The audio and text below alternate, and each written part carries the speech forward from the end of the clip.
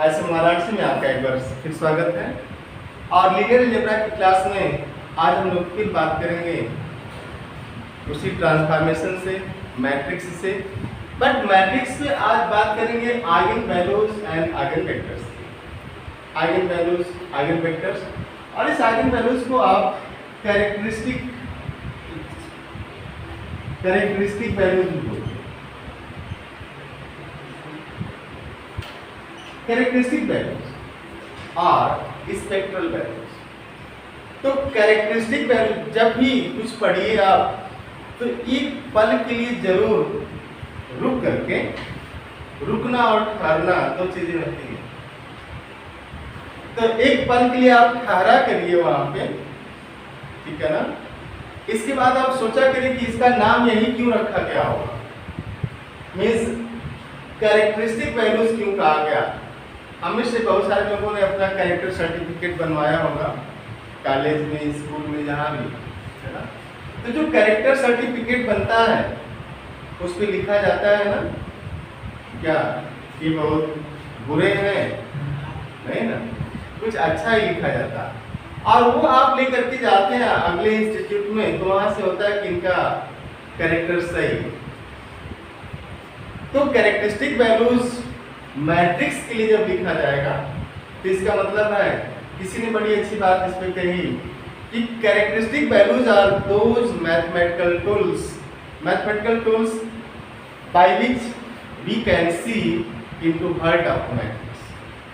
कि मैट्रिक्स के दिल में क्या चल रहा है हम कैरेक्टरिस्टिक वैल्यू से बता सकते हैं, आइगन वैल्यू से बता सकते हैं, स्पेक्ट्रल वैल्यू से बता सकते हैं। बट कैरेक्टरिस्टिक वैल्यू जो डिफाइन हुआ ट्रांसफॉर्मेशन के लिए, T from this for example से Vn to Vn over F be a linear transformation। आप देखेंगे कि कैरेक्टरिस्टिक वैल्यूज और आइगन वैल्यूज उन्हीं मैट्रिक्स का निकल पाया जो स्क्वायर मैट्रिक्स थे, उनका निकलता है स्क्वायर मैट्रिक्स, क्योंकि वहां से डिटर्मिनेंट की बात की जाती है। तो और ट्रेस की बात करते हैं आप, तो let T from Vn to Vn over F be linear transformation if characteristic जो वैल्यूज है इसके पहले जो कैरेक्टरिस्टिक वेक्टर जिसको आप बोलते, और इसे आप आइगन वैल्यूज बोलते, आइगन वेक्टर बोलते। आइगन वेक्टर से अभी तक आप वेक्टर स्पेस की बात कर रहे थे, आप लीनियर स्पेस की बात कर रहे थे, अब धीरे धीरे आप आइगन स्पेस की बात कर रहे हैं। अभी तक आपने लीनियर स्पेस की बात की, वेक्टर स्पेस की बात की, बट अब आप आइगन स्पेस की बात करेंगे। तो इसकी जो डिफिनेशन है कि if there is a non zero, ये वर्ड आप ध्यान में रखिएगा, इसी पे क्वेश्चन पूछ लिया जाए। If there is non zero vector x and there is a scalar lambda belonging to this field F. If there is non-zero vector x and ये जो लिखा गया कि and there is scalar lambda belonging to F, इसको लिखना इतना जरूरी नहीं है। आप ऐसे भी लिख सकते हैं कि there is a non-zero vector x such that tx is lambda x for lambda belonging to this field। If there is non-zero vector, ये लाइन आप स्किप कर सकते हैं कि if there is non-zero vector x such that tx is equal to lambda x where lambda belongs to f means field। करें कि अगर non zero vector, अब नॉन जीरो वेक्टर का मतलब है कि वेक्टर जीरो भी होता है ना। तो if there is non zero vector x such that, ये शर्त रखी जा रही है कि tx is equal to lambda x for lambda belonging to f, then x is called eigenvector and lambda is called eigenvalues eigenvalue. Then x is called eigenvector and lambda is called eigenvalue. But इसको आप बहुत सारे text book में पा जाएंगे कि if there is scalar lambda such that tx is equal to lambda x. ऐसे नहीं याद करना है ना. If r vector non-zero vector x tx is equal to lambda x, where lambda belongs to f, then x is called eigenvectors and this lambda is called eigenvalues. So lambda is called eigenvalues and x is called eigenvector. It means what? When we are talking about eigenvectors, always remember that x is non-zero. X is non-zero. So when we say that x is eigenvector, if we say that x is eigenvector, this implies x is non-zero. X is non-zero. तो जब eigen space की बात हम लोग करेंगे तो उसमें लिखेंगे कि eigen space is collection of eigen vectors with zero vectors पर सिंगल लैम्डा. हर लैम्डा के लिए ऐसा मिलेगा. तो आप यहां से देखिए tx is equal to lambda x. अब tx is equal to lambda x को आप कैसे लिख सकते हैं? देखिए this implies tx is lambda ix. लिख सकते हैं ऐसा मैट्रिक्स फॉर्म में लाएंगे. And this implies tx minus i lambda i times x is 0. And this implies t minus lambda i x is 0.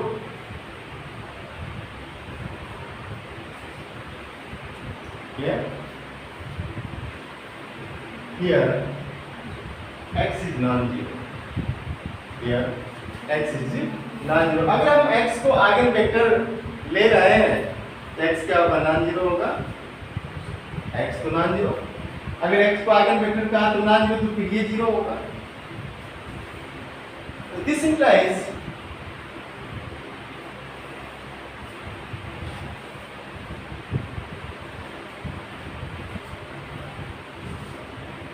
यहां से देखिएगा दिस इंप्लाइज जिस नॉन जीरो वेक्टर को आपने आइगन वेक्टर कहा t के लिए,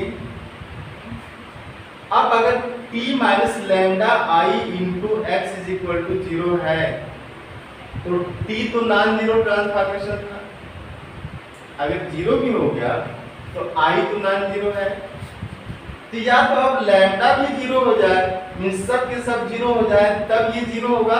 अदरवाइज x को 0 होना पड़ेगा. x को 0 होना पड़ेगा. तो जिसे हमने नॉन जीरो आइगन वेक्टर कहा, sorry eigen vector means non, जिसको आपने आइगन वेक्टर कहा means that is non zero. अब यहाँ पे क्या आ गया? t minus lambda i x is equal to 0. तो t minus lambda i x is equal to 0. This implies what? यहाँ से कुछ आपको पकड़ में आ रहा है? हाँ, हम बोलिए आइगन वैल्यूज. ठीक है. और कुछ एक चीज हम लोगों ने पढ़ा था, what about this kernel of t x such that t of x is 0. So this implies kernel of t minus lambda I is what? All those x, all those x belonging to Vn such that t minus lambda I x is equal to 0. ये normalise करते हैं. तो इसका colonel ये हो गया corresponding to which lambda. It means what? It means it's a space. It's a space, and this space is known as eigenspace. There is also here x is also 0 because this times x is 0 means we are talking about ax is equal to 0. If you are talking about ax is equal to 0, so ax is equal to 0 always has solution. If unique then trivial, if not unique then non-trivial also with trivial। तो Ax is equal to 0 का zero solution तो हमेशा होगा।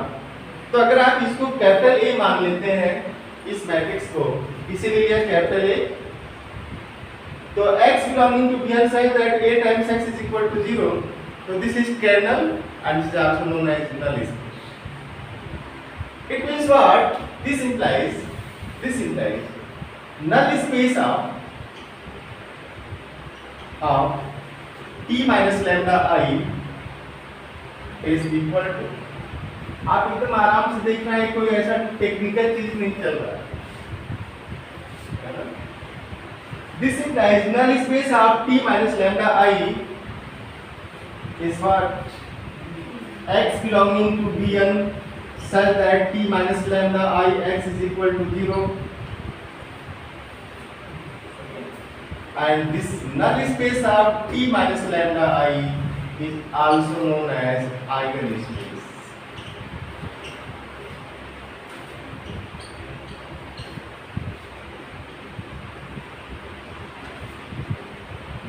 This is known as eigenspace। तो null space of t minus lambda I is known as eigenspace corresponding to this lambda। eigenspace corresponding to this lambda, नीचे लिखिएगा that is for each lambda, that is for each lambda, that is for each lambda there is a eigenspace। तो प्रत्येक lambda के लिए एक eigen space होगा। तो जितने आइगन वैल्यूज आएंगे डिस्टिंक्ट, उन सभी डिस्टिंक्ट आइगन वैल्यूज के लिए अपना एक आइगन स्पेस होगा। तो अगर एक पेरेंट्स की 3 संतान है तो तीनों का अपना स्पेस होगा, चीकू मिकू आएंगे ना। तो जितने भी लैम्डा आएंगे जो उसकी कैरेक्टरिस्टिक वैल्यूज है, उतने उसके आइगन स्पेस। कैरेक्टरिस्टिक वैल्यूज अब देखिए यहाँ पे जो कैरेक्टरिस्टिक वैल्यूज का डिफरेंट भी आता है। एक ही मैट्रिक्स के अलग अलग आइगन वैल्यूज आ सकते हैं, एक ही मैट्रिक्स का डिस्टिंक्ट कैरेक्टरिस्टिक वैल्यूज आ सकता है। मीन्स एक ही आदमी कुछ लोगों के लिए बहुत अच्छा होता है, कुछ लोगों के लिए कम अच्छा होता है, कुछ का बेस्ट फ्रेंड हो जाता है, कुछ के लिए किसी और रिश्ते में चला जाता है, कुछ के लिए किसी और रिश्ते में चला जाता है। It means what? If you imagine yourself as a matrix, then you have distinct characteristic values। तो अगर किसी व्यक्ति के अंदर आपको ऐसा गुण दिखे तो आपको दुखी नहीं होना चाहिए। अगर ऐसा गुण दिख गया तो आपको बहुत दुखी नहीं होना चाहिए। क्यों नहीं होना चाहिए? क्योंकि there is a transformation. Matrix has distinct eigen values, may have non zero matrix may have distinct eigenvalues, may have not necessarily। if have distinct eigenvalues then it has distinct eigenspace, और it has distinct eigenspace तो corresponding to each eigenvalue there is a space। means अगर हमारे अंदर कुछ अच्छा गुण है तो हमसे कुछ अच्छे लोग भी जुड़े होंगे जिनसे मेरे विचार मैच करते हैं। मेरे अंदर कुछ कम अच्छा गुण है तो कुछ कम अच्छे लोग भी जुड़े होंगे। मेरे अंदर कुछ और भी गुण है तो वहां से, जिससे मैं अगर कविताएं सुना लेता हूं तो वहां से भी लोग जुड़ेंगे।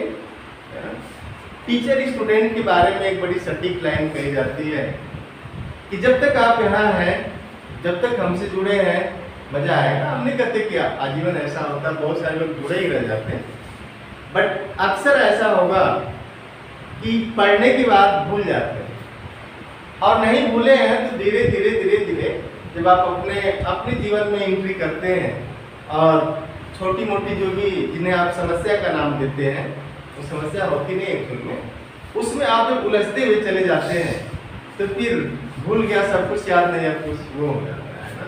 किसी ने बड़ी अच्छी लाइन सुनाई टीचर के लिए कि मैं तो चिराग हूँ तेरे आशियाने का। सोने जाते तो आप लाइट बंद कर देते होंगे, घर से निकलते तो आप लाइट बंद कर देते होंगे, लेकिन अंधेरे घर में जब कुछ खोजना होता है तो आप लाइट जलाते हैं। टीचर की स्थिति लगभग गुरु जिसको वही होती कि मैं तो चिराग हूं तेरे आशियाने का, कभी न कभी तो कुछ जाऊंगा। आज शिकायत है तुझे मेरे उजाले से, कल अंधेरे में बह जाएगा। तो उजाला जब भी रहेगा, सोने का मूड है तो लगेगा लाइट ऑफ, बट कुछ ढूंढना होगा तो लाइट ऑन। तो उस समय आपने देखा होगा कभी कभी पढ़ाते पढ़ाते हम कोई भी अपने सर का नाम लेते हैं कि मेरे सर ऐसे कहा, और मेरे सर भी ऐसी बात कहा करते थे कि लगातार स्टूडेंट को लगातार लिखना चाहिए। अगर आप ज़्यादा ज़्यादा लिखते हैं तो उनका ऐसा कथन था कि दिमाग में लाइन बनती है। मैं नहीं करा, सर का अपना अनुभव था कि दिमाग में लाइनें बनती हैं, और जब आप खूब लिखते हैं तो धीरे धीरे धीरे धीरे वो जो लाइनें डार्क होती चली जाती हैं, और फिर क्या करते हैं आप उस चीज़ को सीख लेते हैं। तो जरूर लिखा करिए चीज़ें। और बीएससी में मार्क्स पाने का एक सबसे अच्छा फार्मूला यही है कि न समझ में आए तो भी आप लिखते रहिए, लिखते रहिए, लिखते रहिए। क्योंकि कॉपी में जो लिख दिया सर जो चेक करेंगे वो तो वही ना पढ़ेंगे, तो वहाँ भी तो आपको बैठ के समझाना नहीं है कि 2 2 जब 4, 2 2 जब 5, समझाना तो है नहीं। आपने जो लिखा है उनको लगेगा बच्चा बहुत अच्छा है, तो इसलिए भी आपको लिखना चाहिए। अगर आपको हाई स्कोरर बनना है तो आपको लिखना आना चाहिए, जो अपने यहाँ भी सिस्टम चल रहा है। तो for each lambda there is eigen space, इसीलिए आपके डिफरेंट टाइप के फ्रेंड होते हैं, आपके डिफरेंट टाइप के फ्रेंड होते हैं। कुछ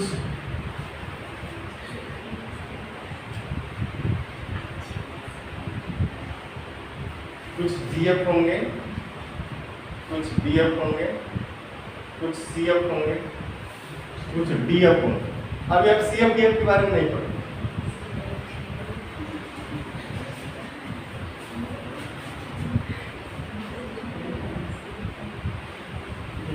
तो ये तो रहा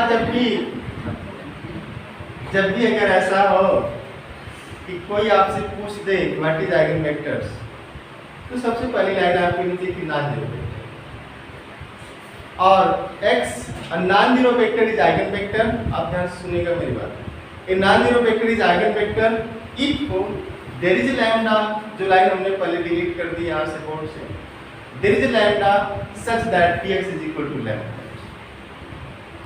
tx is equal to lambda x means tx is equal to lambda x, and since tx is ax,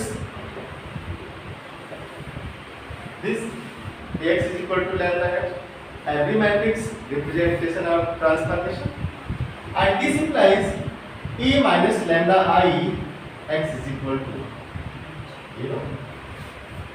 तो आप जरूर ऐसा कहीं डिफाइन करने को आया कि डिफाइन आइगन वेक्टर्स, तो आपको ऐसे नहीं लिखना है कि tx भी vector such that tx is equal to non zero word जोड़ना होगा, नहीं तो मार्क करते हैं। तो non zero vector x such that there is lambda such that tx is equal to lambda x।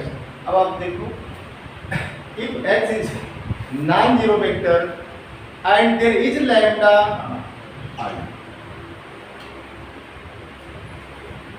a minus lambda, a means t minus lambda, and step 2 solve polynomial equation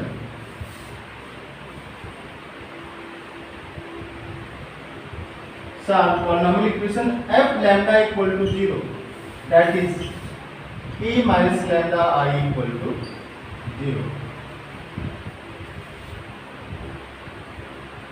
ठीक है ना, a minus lambda I is equal to 0। अब आप यहाँ से देखो इस line से, तो जब आप इसको सॉल्व करेंगे तो ये कैरेक्टरिस्टिक लैम्डा में इसकी वैल्यू आने लगेगी, मीन्स इसका रूट होगा लैम्डा। तो अगर लैम्डा इसका रूट है, इसका मतलब लैम्डा इसको सेटिस्फाई करेगा। तो कभी कभी क्या करते हैं कि जैसे मैट्रिक्स आपको दे दिया गया, इस तरीके से मैट्रिक्स दे दिया गया, और पूछ लेंगे कि इसमें से कौन सा आइगन वैल्यूज है, लैम्डा 1, लैम्डा 2, लैम्डा 3, लैम्डा 4। इसमें से कौन सा इसका आइगन वैल्यूज है? तो सबसे आसान तरीका ये होता है कि आप क्या करो, e माइनस लैम्डा आई करके देखो। e माइनस लैम्डा आई करके आप देखो कि क्या ऐसा तो नहीं कि इसकी कोई एक रो पूरी तरीके से जीरो चली जा रही है या एक कॉलम पूरा जीरो चला जा रहा है। एक शॉर्टकट ये हो गया। दूसरा शॉर्टकट ये है कि अगर ऐसा देखना है तो फिर आप क्या करते हैं, डिटरमिनेंट को जीरो करते हैं रख करके। बट ये तब ऐसा नहीं कि बहुत सारे डिस्टिंक्ट हों तो सबके लिए आप चेक करें, तब तो आपके पास बहुत ज़्यादा समय लगेगा। इसका शॉर्टकट धीरे धीरे आएगा कि जो ट्रेस होता है sum of eigen values and determinant is product of eigen values, वहाँ से भी आप ले आते इसको। तो ये स्टेप आप सॉल्व करेंगे कि e माइनस डिटरमिनेंट ऑफ ये mod e minus lambda I means what, determinant है। Determinant of that is determinant of e minus lambda I is 0। इसको सॉल्व करेंगे। तो एक छोटा सा क्वेश्चन लिखिएगा, find eigen values and eigen vectors of E is 1 0 0 0 2 0 0 0 3। एक सिंपल सा मैट्रिक्स हम लोग उठा लेते हैं, ठीक है ना, 0 0 3। तो आप देखिए इसका आइगन वैल्यूज कैसे आएगा, e माइनस लैम्डा आई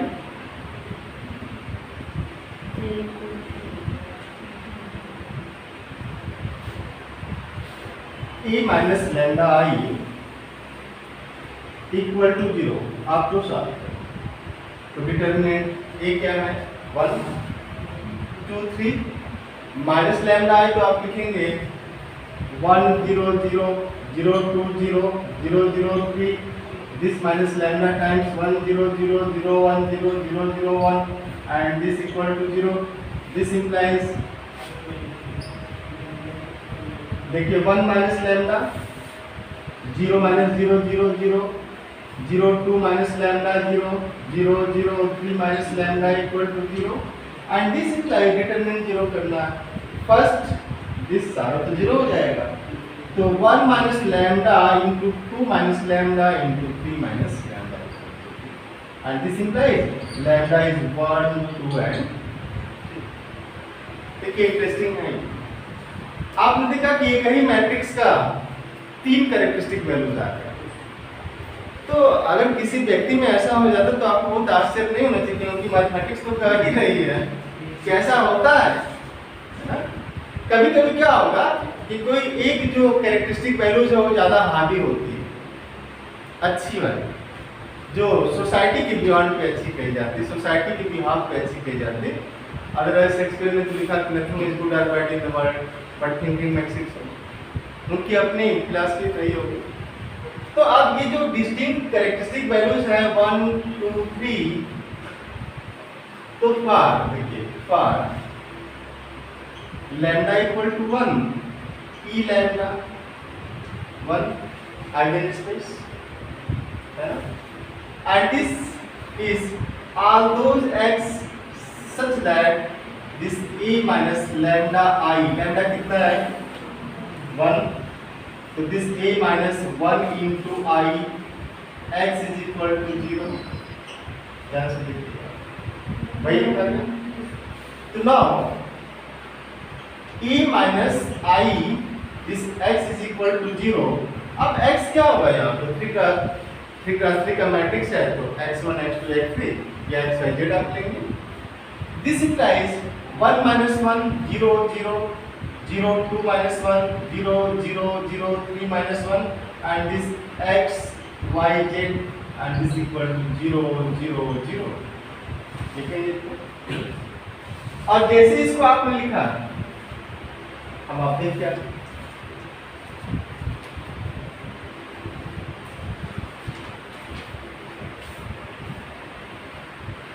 ये आ जाएगा आपका 0, ये दिख रहा है ना बोर्ड पे लिखा हुआ आपको 0 0 0 this 0 1 0 0 0 2 times X Y Z 0 0 0,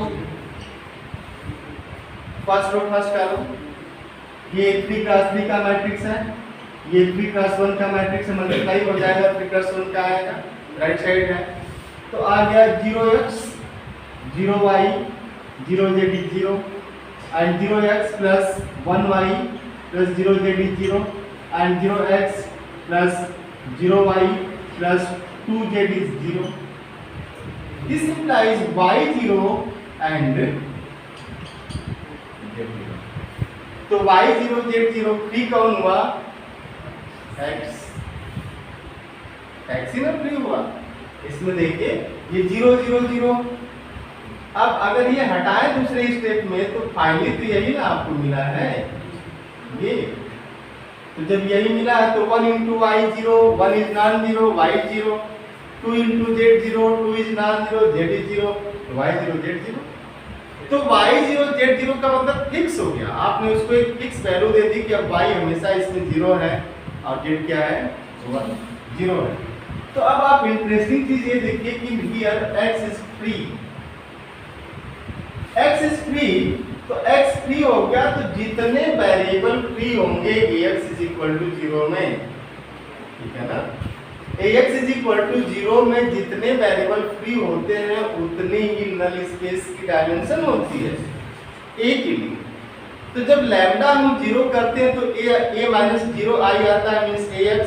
तो जो नल स्पेस होता है वहां पे जो आइगन वैल्यू जो 0 होती है, आप एक बार देखिएगा, जैसे a minus lambda I this x 0, तो अगर लेट लैम्डा ई 0 तो a x is 0 this equal. तो जो आपने पिछली क्लास में ax इज इक्वल टू 0 को सॉल्व किया था, तो you can see that situation as eigenspace corresponding to eigenvalue 0, means every null space for ax is equal to 0 is eigenspace corresponding to eigenvalues 0। तो eigenspace की तरह ही है corresponding to eigenvalues 0, and eigenspace does not consist of only eigenvectors, it also consists 0 vectors। तो अगर eigenspace की definition पूछी जाए तो eigenspace is collection of all eigenvectors with 0 vectors। Eigenspace is collection of all eigenvectors with 0 vectors corresponding to eigenvalues, जिसके लिए लिया जाएगा तो वो होता है, ठीक है ना? अब आप देखिए ये आ गया, तो जितने इसमें, ठीक है ना?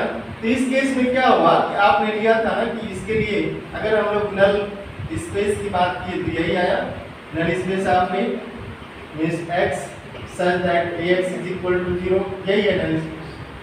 And this implies nullity of A is what? Number of free variables, number of free variables in its length या after, आप देख सकते after each length part, means जो ax आया हुआ तो उसको आप पिछले फॉर्म में रिड्यूस कर देंगे तो जितने फ्री वेरिएबल होते हैं वही क्या होता है? डायमेंशन होती है। तो यहाँ पे जो फ्री वेरिएबल आया कौन है? x है, 1 है, तो डायमेंशन कितनी होगी? 1। तो जो इसकी डायमेंशन होगी ई लैम्डा इज इक्वल टू 1 की जो डायमेंशन होगी आइगन स्पेस कितनी होगी? ठीक है। और dimension of eigen space corresponding to this one is known as GM for lambda equal to 1, and GM is geometric multiplicity, geometric multiplicity, geometric multiplicity। Question sheet में ऐसे क्वेश्चन मिलेंगे, AM GM लिखा होगा तो आपने उसको GM को good marking पढ़ा होगा और AM को टाइम वाला पढ़ लिया होगा। 2 AM है ना, मीन्स 4 है। बट आप देखिए थोड़ा सा यहाँ पे इस क्वेश्चन के लिए means lambda is equal to 1 के लिए आपके पास y0 आया, z0 आया, x फ्री है, आपने क्यों ऐसा केसी में किया था उसको देखिए, है ना। Here y0 z0 but x is free. तो अगर x फ्री है तो x के पास दो पॉसिबिलिटीज हैं। x अगर फ्री है, R का मेंबर है, तो x के पास दो पॉसिबिलिटीज है, either x is equal to 0 और x is equal to non zero. या तो x 0 हो जाए या फिर नॉन जीरो हो। लेकिन अगर ये x 0 हो गया तो दिस इंप्लाइज दिस x कितना आ जाएगा, 0 0 0, क्योंकि y गेट ऑलरेडी 0 है। But then x is not eigen vector. क्यों? अगर x 0 हो गया तो 0 0 0 आएगा, तो हमने लिखा कि then x is not eigen vector. Why this probability? Non zero होना चाहिए। इसीलिए जब भी आप आइगन वेक्टर किसी आइगन वैल्यूज के करस्पॉन्डिंग जब आप आइगन वेक्टर लिख रहे होंगे तो उसमें जो भी फ्री वेरिएबल हो तो उसको 0 नहीं देते हैं। लेकिन अब नॉन जीरो है तो इसको कुछ भी दे सकते हैं, 1 2 3 4 5 6 7 पाई e √2 √3 -1 -2 1/2 1/3 as you wish। तो let here x is equal to 1 ऐसा आप कर लेते हैं क्योंकि आपको कैलकुलेशन में आसानी हो। ठीक है, तो अगर x आइगन वेक्टर हुआ, एक बार फिर से चलिए बैक, अगर इधर देखिए x आइगन वेक्टर हुआ है ना, इसका मतलब ये हो गया कि this e 1 0 0 0 2 0 0 0 3 is -1 times I 1 0 0 0 1 0 0 0 1, this into this 1 0 0 is what 0 0 0, यह है तभी आगे ये नॉन जीरो आइगन वेक्टर भी इसको सेटिस्फाई। अब इसको लिखिएगा, आ जाएगा 0 0 0 0 1 0 0 0 2 एंड दिस 1 0 0 मल्टीप्लाई करिए, first row first column 0, first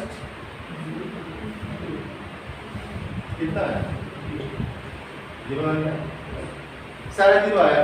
अब अगर यहाँ पे हम लोग सी टाइम्स करेंगे, देखिए अगर ये आइगन वेक्टर है, डायमेंशन आपने इसकी डायमेंशन 1 लिख दी, इसका मतलब ये थोड़ा नहीं कि इसमें एक ही नॉन जीरो वेक्टर। आपने डायमेंशन 1 लिखा, आप स्पेस की बात कर रहे हैं, फील्ड R है, आइगन स्पेस की डायमेंशन 1 है, फील्ड R है, इसका मतलब it will have infinitely many elements. और जो इनफिनिटली मेनी एलिमेंट्स होंगे कैसे होंगे, उस आइगन स्पेस में लैम्डा इक्वल टू 1 में ये c टाइम्स x भी होंगे such that a minus lambda, lambda कौन कर लेते a minus i c times x, ठीक है ना। And here c belongs to r। अब c बिलोंग्स टू r हो गया, 0 भी होगा है ना। और ऐसा क्यों हो जाता है?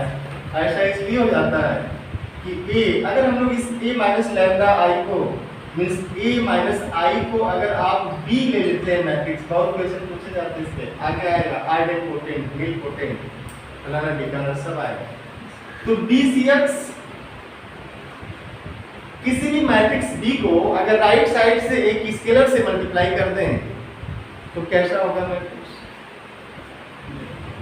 सारी एंट्री मल्टीप्लाई होंगी, तो सारी एंट्री मल्टीप्लाई होंगी, तो इसे हम लोग लिख सकते हैं cpx, बाहर कर लो, कांस्टेंट टाइप से ही आएगा बाहर। अब बाहर आया तो bx क्या है? 0। bx 0 है, क्यों? क्योंकि x जो है ऐसा था कि a माइनस लैम्डा i में दिस x 0 था, तो ये 0 हुआ तो c टाइम्स 0 इज 0। इसलिए इस पे भी क्वेश्चन लोग पूछ लेते हैं। जितनी छोटी बातें हैं आप उस पर जरूर फोकस करिएगा।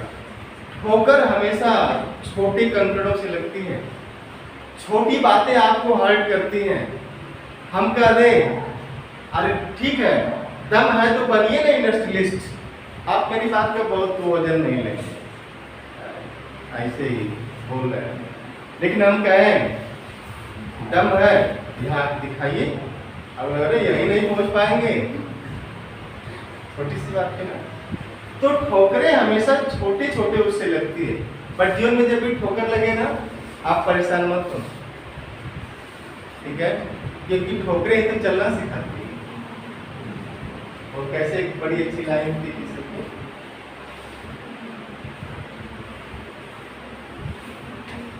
मुश्किलें, एक इस ठोकर पे एक लाइन बड़ी अच्छी है, मुश्किलें दिल के इरादे को आजमाती हैं, मुश्किलें दिल के इरादे को आजमाती हैं,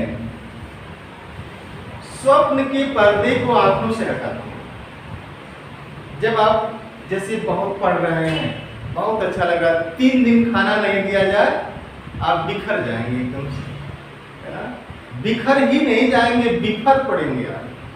कोई सामने मिल गया तो उसको पीट पाट भी सकते हैं, भूखे हैं। तो मुश्किलें दिल के इरादे को आजमाती हैं, स्वप्न के पर्दे को आंखों से हटाती हैं, हिम्मत ना हार, गिर कर है मुसाफिर, ठोकरे इंसान को चलना सिखाती, ठोकर खाएंगे तो चलना सीख लेते हैं। तो इसलिए सी एक्स सी एक्स इसका एलिमेंट होगा, मेंबर होगा आइगन स्पेस का। और इसलिए अगर डायमेंशन 1 है, डायमेंशन 1 या 1 से बड़ी है, अगर आइगन स्पेस की डायमेंशन 1 या 1 से बड़ी है तो ओवर R या ओवर Q, तो आप क्लियर रहिएगा कि इसमें इंफिनिटी में ही एलिमेंट होगा, ठीक है। सिमिलरली ये तो एक आइगन वैल्यूज के लिए था, मींस ये लैम्डा इज इक्वल टू 1 की इसका एक स्पेस था। अब similarly you have to calculate for lambda is equal to 2 for lambda is equal to 2 means x such that a minus 2 I x is equal to 0 and e lambda is equal to 3 x such that a minus 3 I x is equal to 0.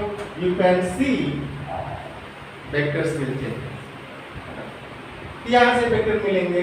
Similarly तो आज आपने एक line सीखा है, एक line भी नहीं बोलेंगे उसको, एक वर्ड बोल सकते आइगन वेक्टर। और आइगन वेक्टर में ये सीखा कि जीरो नहीं होता है। दूसरा है कि इसके लिए आइगन वैल्यू जैसा लैम्डा मिलता है, कुछ टेक्स्ट बुक में ऐसा डिफाइन किया गया कि for lambda belonging to F there is x such that px is equal to lambda x, then x is called eigenvector and lambda is called eigenvector. ऐसे भी डिफाइन किया है कि for lambda belonging to f there is x, x को कुछ लोगों ने non zero भी लिखा क्लियर कट कि there is a non-zero x such that px is equal to lambda x, then lambda is called eigenvalues and x is called eigenvectors. तो एक दो क्वेश्चन आप लिख लीजिए होमवर्क के लिए।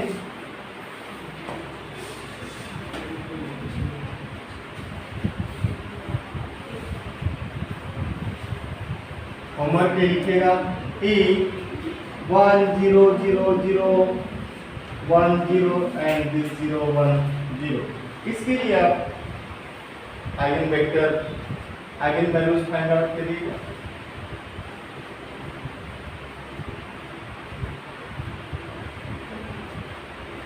एंड b 1 2 3 थोड़ा सा बड़ा मैट्रिक्स दे दे रहा है 0 and this 3 1 2।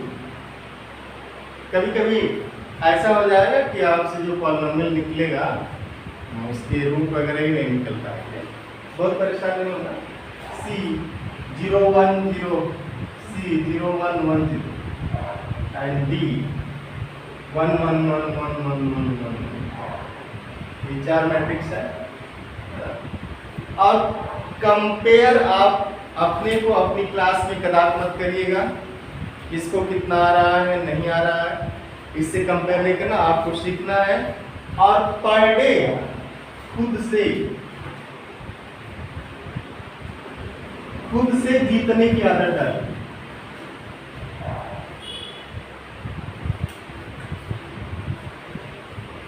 रोज खुद से जीते, खुद को हराना नहीं है, हराना सब नहीं आना चाहिए, जीतना है, खुद से जीतना है। कल हमने आइगन वैल्यूज नहीं पढ़ा, आज आइगन वेक्टर को भी सीखा, कैसे निकालते हैं इसको, है ना। तो आप आइगन वैल्यूज आइगन वेक्टर इसलिए क्वेश्चन करेंगे। फिर हम लोग मिलते हैं कल की क्लास में। Thank you, have a nice day.